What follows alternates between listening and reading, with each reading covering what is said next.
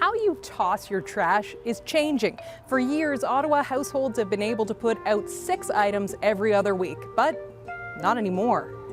As of September 30th, that limit is cut in half, but it's not 3 bags, it's 3 items, which means you can fit in as many bags as you'd like, provided that the bin isn't any bigger than 140 liters or any heavier than 33 pounds.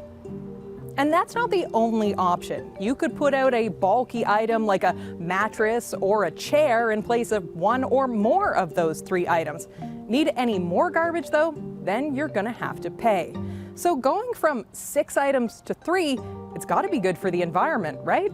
Disappointment would be an understatement. The majority of people are not going to be impacted by this whatsoever. We'll have more on that later. But first, why these new rules? Well, frankly, Ottawa's producing too much garbage too fast. Ottawa's Trail Road landfill is filling up, and if we hadn't made these changes, it would have been out of room in about a decade. This will give the city time to figure out what comes next, whether that's a new landfill or maybe an incinerator, and also time to save up money to pay for it. It's not just about producing less garbage, it's about ensuring that the right stuff goes to the dump. And in Ottawa, we've still got a bit of an issue with that. As of 2019, well over half of what we threw out could have been recycled or composted. Now the city is trying to force people to change those habits. When you're trying to produce behavioral change, there's carrots and there's sticks. And we, I think, need to get a little bit more comfortable in Ottawa with sticks. Carrots and sticks. So do you reward people for doing what's right or punish them for doing what's wrong? The cities with the best results, like San Francisco, do a little bit of both. We call it a pay-as-you-throw system. So the more trash you generate, the larger the bin, the more expensive. So that really drove people to compost and recycle. San Francisco can punish people who don't sort their garbage with fines, but it also rewards people who produce less trash with lower fees. It's sort of just like any other utility. The more you leave the lights on, the higher the bill. There's a good mix of the carrot and the stick in Canada as well. Take Toronto. You pay for a bin to put your trash in. Want a bigger one? You'll pay more.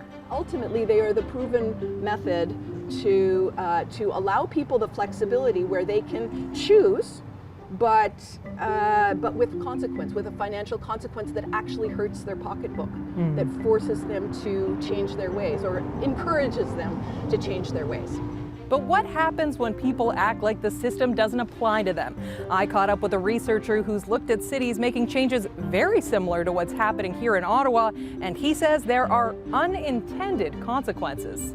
People will go and just go into the forest and toss their bags of garbage. And in some instances, people are throwing away waste electronics or hazardous goods. I've seen paint thrown in the public park. What happens is that some people with a bigger family or a live-in tenant find the situation unfair. So they take their garbage elsewhere, maybe to a public park or a private laneway or their neighbor's curb.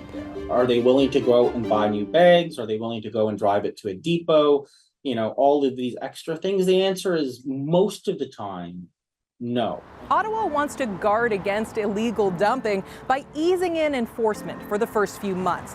They'll also provide exemptions for people with medical or agricultural waste and with diapers. They'll be putting more bylaw officers on the streets so that they can fine illegal dumpers, provided they can figure out who left the trash.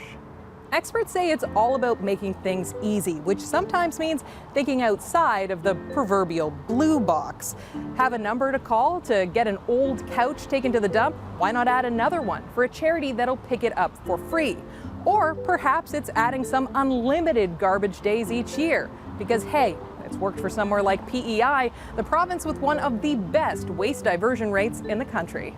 Municipalities that have the exemption weeks, or they do a garage sale at the curb once or twice a year, especially university towns and cities.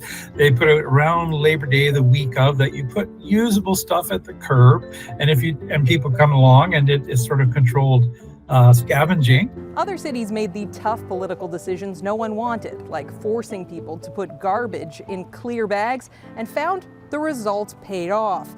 And finally made the public understand the cost of doing nothing.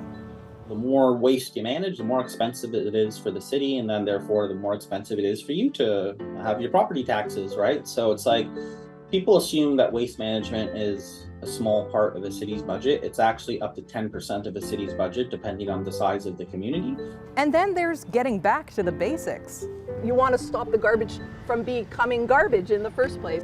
People like Kate Reiki, who produces just a few pieces of trash a week, are hoping people will also take this time to rethink their choices. So is William Van Geest, who can't help but find this policy a missed opportunity. 75% of Ottawans, this doesn't apply to them. They already stay within a 3-item limit. So the effect that it'll have on our waste production will be minimal. Local environmentalists say it doesn't go far enough.